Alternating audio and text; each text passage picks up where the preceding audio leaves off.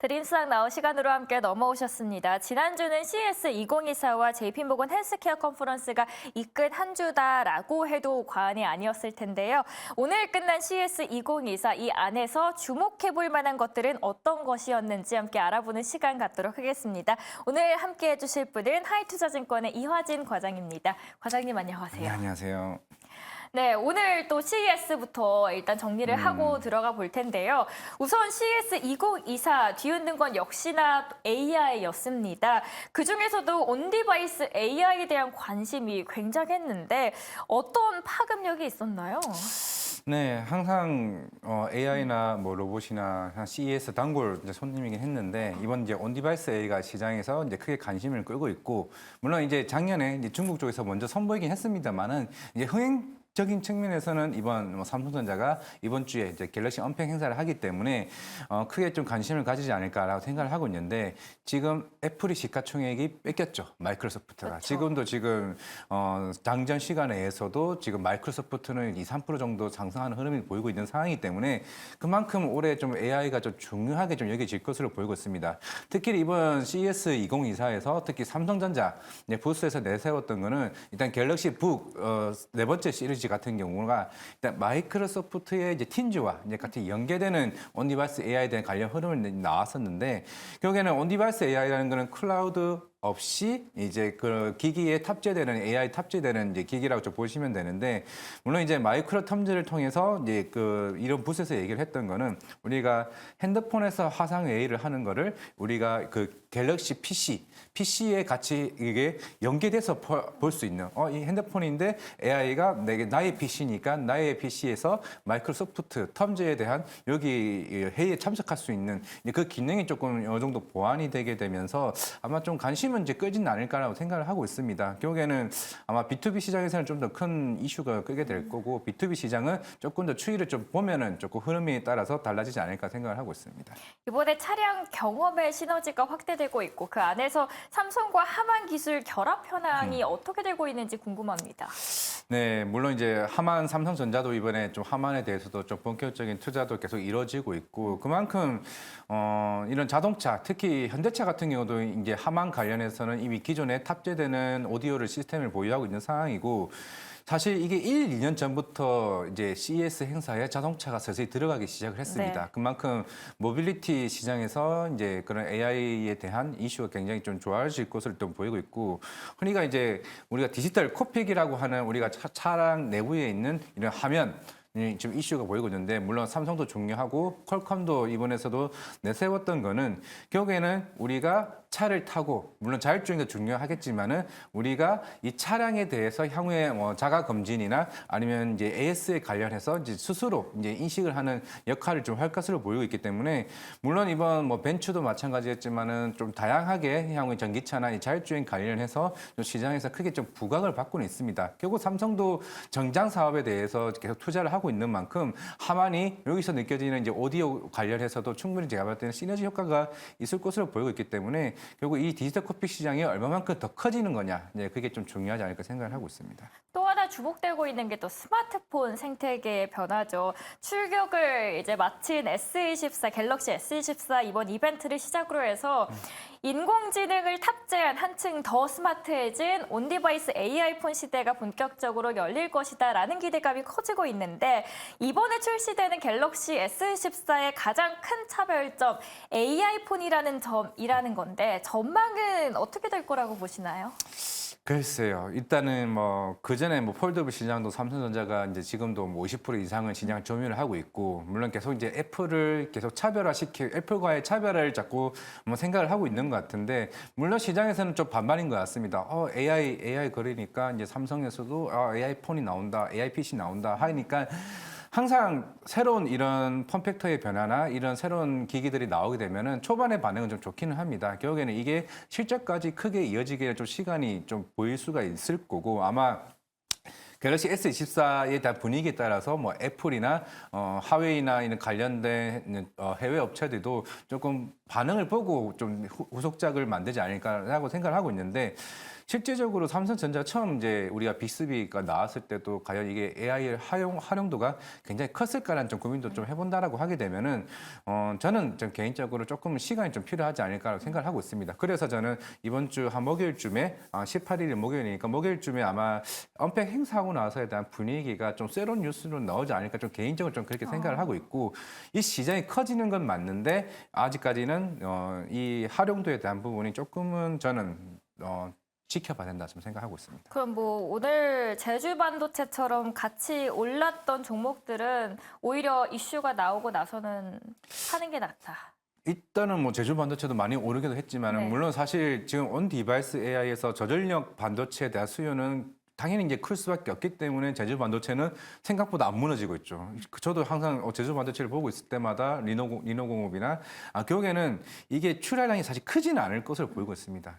과연 이게 물론 핸드폰 교체 수요는 우리가 충분히 나올 시기는 되긴 했었지만은 생각보다 시장에서 보는 반응들이 근데 만약 가격 따라서 가격이 생각보다 비싸게 나오면은 굳이 이 가격 주고 살까에 대한 고민이 생긴다. 여기 이게 상용화되는 부분도 저는 생각을 해야 된다고 생각을 하고 있기 때문에 그렇다면 제주 반도체는 이제 그때부터는 우리가 주가의 반응 그러면 삼성전자가 향후에 이걸 AI 그 관련 폰을 얼마만큼 팔겠냐 그러면 그 출하량과 그 밸류를 계산했을 때는 충분히 조금은 단기적인 조정이 나올 수도 있지 않을까 저는 개인적으로는 생각을 하고 있습니다. 어떤 기능들이 들어가 있는지 궁금하고 과연 가격이 어느 정도였을 때 과장님께서 구매를 하실 생각이 있는지도 궁금하거든요. 뭐 실시간으로 통화가 이제 번역이 가능하다고 하고 카메라도 AI를 활용한 150배까지도 확대가 된다라고 하는데 이 정도의 기능이 있다라고 하시면 과장님께서는 과연 구매를 하실 의향이 있으신지요? 근데 사실은 이제 AI 사진 편집이나 이런 거는 사실 대부분 여성분들은 뭐 애플에서도 다른 어플들도 많이 있고 그리고 뭐 관련된 뭐 실시간 통역 관련해서 이게 과연 수요가 있을까라는 생각도 실제로 해외여행 가시는 분들이 뭐 옛날보다는 많이 증가하기는 했지만은 굳이 이렇게까지 아니면은 물론 통화를 하는 거긴 하지만 생각보다 저는 이것 때문에 많이 팔린다라고 좀 생각을 하지 않습니다. 사실 폴더블 폰이 처음 나왔을 때 250만 원이 나오고 제가 갤럭시 1도 썼고 3도 썼지만은 적어도 이게 화면이 커지는 것에 대해서 이 효용성이 있기 때문에 저는 이게 좀 팔린다고 생각을 하고 있습니다. 근데 단순하게 AI 폰이 나와서 물론 얼리 어댑터 기준으로 초반에 감신사가 있기 때문에 팔리긴 하겠지만은 이게 막 이것 나와가지고 삼성전자에 대한 출하량이 갑자기 엄청나게 늘어난다라고는 제가 봤을 때 생각하지는 않습니다. 한 가지 더 여쭤보고 넘어가 보도록 하겠습니다. 애플 역시도 올해 하반기쯤에 네. 아이폰 16 시리즈의 생성형 AI 기능을 탑재할 수 있다라는 예측들이 조금씩 나오고 있더라고요. 그래서 시장의 이런 확장성을 생각을 해봤을 때 계속해서 가져갈 수도 있는 이슈가 아닐까 한쪽 측면에서는 생각이 들거든요. 어떻게 보시나요? 갑자기 애플이 조금 미룰 수도 있는 거죠. 아, 항상 애플은 항상 새로운 기술이 나오고 삼성전자 폴더블 나왔네. 우리도 할 거야 했는데 지금 계속 미뤄지고 있잖아요. 네. 물론 팀쿡 자체도 애플 폴더블이 미뤄지는 이유도 자기는 이 주름이 너무 솔직히 꼴 보기 싫다. 이게 개선될 때까지는 우리 1년이고 2년이고 계속 미뤄지고 있는 거예요. 그러니까 AI 폰이 나왔는데 삼성 갤럭시 폰이 나왔는데 생각보다 완벽하지 못하다라고 하게 되면은 사실 굳이 미뤄도 되지 않을까? 우리는 그냥 비전 프로에 오히려 집중을 하자라고 생각할 수 있기 때문에 아니면 애플 카드 전 충분히 그럴 수 있다고 좀 생각을 하고 있습니다. 이게 어떻게 보면 이런 말 하긴 그렇지만 AI 버블일 수도 있는 거고 AI가 되는 건 맞지만 시기적으로 너무 시장에서 너무 한화하고 있다는 생각도 없지 않아 좀 생각을 하고 있기 때문에 과연 실제로 이게 실생활에서 과연 얼마만큼 효율적일까라는 좀 생각도 저는 개인적으로는 저도 예전에 뭐 빅스비를 나름 해보려고 뭐 이것저것 해봤고 오픈 AI 챗 GPT도 해봤지만은 생각보다 그거를 쓰는 시간 자체가 점차적으로 줄어들고 있다는 측면에서는 조금은 그거에 식었다는 좀 생각을 좀 하고 있습니다. 폴더블 폰으로 혁신을 일으켰던 이번에 삼성전자가 애플보다 한 발짝 더 앞서서 선보이게 되는 온디바이스 AI 갤럭시 S24로 게임 체인저로 다시 한번 떠오를 수 있을지 한번 주목을 해보시면 좋을 것 같습니다.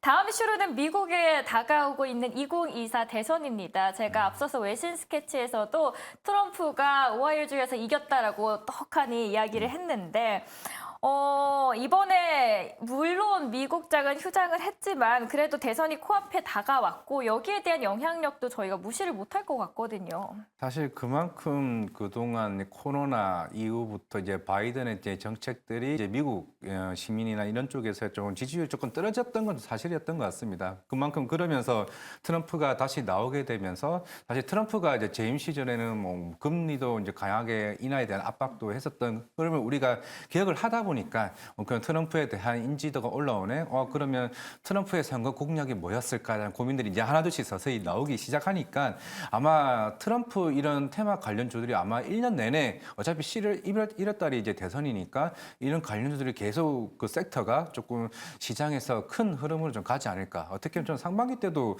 트럼프 관련주들이 좀 시장에서는 크게 좀 부각받지 않을까 생각을 하고 있습니다. 그러면은 이번에 트럼프의 우승이 우리 국내 증시에는 호재가 될 수도 있다, 악재가 될 수도 있다. 시청자분들께서 열띤 토론을 하시고 계셨거든요. 네. 어떻게 생각하십니까? 결국에는 항상 그 급등계에 있다는 전기차 시장이 조금 걱정이 되죠. 이제 트럼프가 이제 제시하고 있는 거는 기존의 자동차 이제 흔히 말하는 내연기관 자동차에 대한 피해 업종에 대해서 향후에 조금 보상을 할 가능성이 굉장히 크고 아니면 전기차 보조금을 줄일 가능성이 크기 때문에 아마 여기서 약간 부품주들의 좀 차이가 좀 크지 않을까 좀 생각을 하고 있습니다. 그리고 항상 그 국방부 관련해서 이슈가 계속 많았었죠. 예전에 아마 기억하실지 모르겠지만은 이게 결국 우크라이나 사태가 이뤄지기 전에 2019년쯤을 기억하고 있는데 트럼프가 나토 국가들한테 당신네들 GDP의 2%만 투자하고 있는데 4%까지 올려라. 그만큼 이제 전 세계적으로 우리가 지금 너네들의 이제 그런 미국 주둔 국가들에게 이제 그런 국방부에 대한 보조금을 우리한테 내라라고 얘기했기 때문에 아마 방산 관련주들이 좀 시장에서는 조금 움직이지 않을까라고 생각을 하고 있습니다. 뭐 미국 주식 쪽으로 뭐 로키드 마틴이나 아니면은 그런 항공 우주 관련해서 투자가 좀 이루어질 것으로 보이고 있기 때문에 물론 최근에 하나 에어스페이스나 이쪽 주식이 굉장히 좀 좋아지고 있기 때문에 이쪽에 대한 흐름도 좀 긍정적으로 봐야 되지 않을까라고 생각을 한다면은 항공 모빌리티 그리고 특히 신재생을 굉장히 싫어합니다. 그래서 신재생보다는 전통 에너지 쪽에 있는 뭐 엑스모빌이나 이쪽에 대한 움직임이 좀 좋아지지 않을까 생각을 하고 있습니다. 좀 신재생은 피하는 게 좋겠다라고 말씀을 해주셨습니다. 딘님께서 부동산업은 어떤가요?라고 여쭤보셨는데. 맞아요. 지금 그 중에 하나가 정책 관련 중에 하나가 그 관련된 새로운 땅에 대한 그 투자를 좀 그 부동산 관련 얘기도 그게 선거 공약이 있더라고요. 네. 물론 그 관련주를 제가 못 찾아가지고 뭐 그렇긴 한데 그 첫 번째 줄에 항상 그게 있기 때문에 아마 그것도 향후에 좀 건설주나 이쪽에서도 조금 향에 좀 도움이 되지 않을까. 어차피 금리 인하 시기라면은. 그러면 금리 인하가 된다면 이런 건설과 부동산 업종에도 수혜가 될 수 있으니 아직 찾지 못한 수혜주 다음 주에 혹시 찾으시면 숙제로 드리도록 하겠습니다. 다음 국내 증시로 한번 넘어가 볼까요? 국내 증시 지지부진합니다. 어떻게 보셨습니까? 사실 뭐 이거는 저는 오늘 어제 22에서 매파적인 발언들, 뭐 오스트리아 총재나 독일 총재에서 금리 인하는 없다. 약간 매파적인 발언 이슈도 있었고 뭐 여러 가지 있지만 사실 우리나라 국내 시장은 저는 딱 한마디로 그냥 김정은 이제 북한 이제 국방위원장이 그냥 그 관련 헌법에 우리나라는 뭐 주적이다. 뭐 그 이슈 사실은 외국인 매도 선물이 제일 컸다고 좀 보고 있습니다. 사실 뭐 일본 니케이나 다른 국가들, 다른 나라 아시아 증시보다는 한국이 굉장히 하방 압력이 컸던 흐름이었기 때문에 그래서 오늘 뭐 빅텍이나 이제 스페코어 같은 이런 종목들이 좀 강한 상승 흐름이 나왔다는 측면이 있기 때문에 사실 예전에도 며칠 전에도 미국의 이제 유명 방산 관련 전문가가 실제로 전쟁이 일어날 수도 있다는 언급이 나오고 나서 이게 김정은 이렇게 국방위원장 얘기가 나오면서 좀 시장이 그동안 탄도미사일 하나는 주가에 아무런 꿈쩍도 없었는데 이제 그런 이슈가 나오면서 좀 지정학적 리스크가 나오지 않았나 생각을 하고 있는데 그럼에도 불구하고 오늘 오는 섹터가 있죠. 로봇이랑 네. 그 좀 종목이 좀 나왔는데 그 경우에는 정책적인 모멘텀이 부각을 받았고 뭐 인타스 같은 개별적인 이슈가 시장에서 주목을 받지 않았나 생각을 하고 있습니다. 네, 그럼에도 불구하고 들뜬 기업, 들뜬 섹터가 바로 로봇입니다.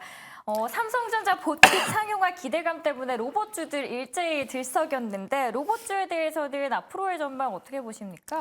이게 작년까지는 제가 생각했던 로봇에 대한 흐름은 작년에는 상반기 때 대기업들이 투자들이 본격적으로 나왔죠. 그 삼성전자가 레인보우 로보틱스 이게 이게 얘기가 나왔었고 뭐 포스코, 누리메카 등등 나왔고 결국에는 하반기 때는 정책 모멘텀이 나왔습니다. 그게 계속 이슈가 됐는데 저는 이제 올해부터는 사실 두산 로보티스가 과연 2분기에 흑자 전환이 되냐가 저는 그게 굉장히 좀 중요하다고 생각을 하고 있습니다. 로봇도 생각보다 다른 AI보다는 실적이 빨리 올라오네. 왜냐하면 이거는 두산 로보티스가 IPO 할 때부터 내년 2분기에 흑자 전환될 거다. 그게 올해 2분기이기 때문에 물론 금리 인하 시기도 중요하긴 합니다. 그게 왜냐하면 그런 고객사들 자체가 이제 주문 오더 물량이 4분기, 3분기 때 안 나왔었기 때문에 과연 내년 2분기 흑자 전환할까라는 고민이 있기 때문에 그렇게 되면은 누르메카나 레인보우 로보티스 같은 협동로봇을 만드는 업체도 그만큼 주가가 굉장히 키 높이를 따라잡을 수 있는 역할이 좀 충분히 나올 수가 있기 때문에 할 수가 있고 오늘 또 얘기가 나왔던 게 사실 4차 지능형 로봇 이제 기본 계획인데 이게 2030년까지 전반적으로 서비스업이나 이런 산업용 영역, 그럼 인재 육성이나 그런 출하량에 대한 부분을 굉장히 폭발적으로 늘리겠다 얘기가 나오면서 오늘 로봇주들이 굉장히 좋았었거든요. 그 중에서도 올해 그런 규제들을 많이 풀어버리겠다 하고 있는 게 그게 오늘 로보티즈가 좀 시장에서도 크게 부각을 받지 않았나. 어떻게 보면 협동 로봇과 다른 이제 섹터에 대한 모멘텀이 있는 부분이기 때문에 아마 내일도 이런 흐름이 좀 추가적으로 로봇의 상승은 좀 나올 수 있을 것으로 보이고 있습니다. 그러면은 이 안에서 내일 시장이 열렸을 때 우리 투자자분들께서는 어느 종목을 유심하게 보는 게 좋을까요? 일단은 로보티즈는 좀 보시면 사실 로보티즈는 당장 지금 실적은 나오지는 않습니다. 네. 하지만은 지금 이게 배송이나 이걸 물류 배송에 대한 규제 완화 그리고 그 도로교통법에 대한 개정안이 계속 이제 완화시키고 있어요. 그게 사실 로보티즈가 우리나라 이제 배송 로봇, 물류 자율주행 물류 배송 로봇에 대한 수혜를 가장 많이 받는 업체이기 때문에 결국 이게 풀려야 결국 어느 정도 그런 서비스업에 대한 이게 실적이 크게 올라간다고 생각을 하고 있기 때문에 로보티즈를 좀 중점적으로 보고 물론 누르메카도 계속 얘기는 나오고는 있습니다만은 오히려 이제 레인보우 로보티스가 오히려 향후에 삼성전자 관련해서는 실적 개선 기대감도 있지 않을까 좀 생각을 하고 있습니다. 네, 우리 이제 엔터로 한번 넘어가 보도록 하겠습니다. 로봇주와 반대로 엔터주는 뚝뚝 떨어지고 있고요. 지금 하나씩 짚어보도록 하죠. 일단 JYP, 있지 미니 8집이 발매 첫 주 약 31만 장이 판매량인데 원래 전작 판매량이 무려 82만 장이면 사실 이게 차이가 나도 너무 큰 거 아닌가라는 생각이 들어서 그 이유가 뭔지도 궁금하고요. 이 주가의 급락이 어디까지 갈지 또 궁금합니다. 이제 JYP가 이게 연일 이게 급락을 하다 보니까 4분기 실적에 대한 우려, 이게 실적이 안 좋아질 수가 있나? 왜냐하면은 앨범 발매 부진이라는 이슈가 사실 여러 언론에서 계속 나오다 보니까 결국 아까 말씀드린 80만 장과 이 30만 장은 결국 이게 도매상과 소매점에 나가는 이게 데이터에 따라 다른 거기는 한데 이게 뭐 헌터 차트와 서클 차트가 있는데 이게 결국에는 헌터 차트는 도매상으로 나오는 차트고 이게 출하량이고 결국 서클 차트는 소매상에 나오는 이제 그 향후의 이게 차이입니다. 결국에는 이번 주 목요일 날 이제 서클 차트가 나올 것으로 보이고 있는데 이게 예전에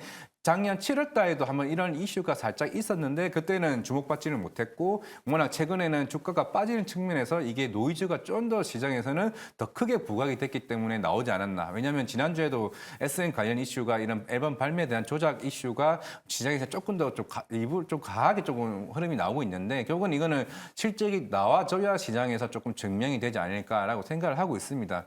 결국 올해 사실 우리가 2년 전에는 코로나로 인해서 이제 리오프닝이 되면서 이제 워낙 콘서트 매출이 많이 나오니까 작년은 굉장히 호황기였고 이제 올해 같은 경우는 YOY 기준으로 작년 대비해서 올해 콘서트 매출이 좋아질 수 있겠어라고 하면은 결국엔 지금 상황에서는 하이브랑 JYP를 저는 봐야 된다고 생각을 하고 있어요. 결국에는 멀티랩을 통해서 아티스트들이 많이 나오고 콘서트 매출과 이런 MD나 이제 앨범 발매가 더 많이 나올 수 있는 결국 많이 나오고 많이 찍어내는 게 돈을 많이 번다라는 게 저는 엔타라고 생각을 하고 있기 때문에 올해 흐름은 좀 그렇게 본다라고 좀 생각을 하고 있습니다. 오히려 하이브와 JYP가 네.